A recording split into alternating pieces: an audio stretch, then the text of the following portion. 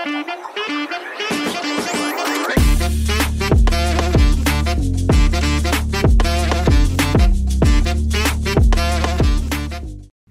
nggak main game, Kak? Itu suara anak-anak. Udah pada sholat belum ya? Kayaknya asik banget belajarnya. Kalau kakak mau belajar nggak main game. Mau ngomong sama orang serius susah ya.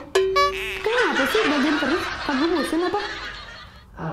Kita itu emang harus belajar. Bentar, di pause dulu. Apa lanjut? Ya karena belajar itu penting, nggak main game mulu kayak kamu. Emang main game ada manfaatnya untuk masa depan kita? Anak-anak itu masih asik belajar nih. Iya dong. Kalau kakak mau belajar nggak kayak Al tuh, main game mulu. Bentar, pause dulu. Bu, meskipun Al main game terus, tapi Al nggak lupa Bu sama belajar. Sudah, kalian gak usah bertengkar. Sekarang ibu tanya sama kalian. Kalian sudah sholat?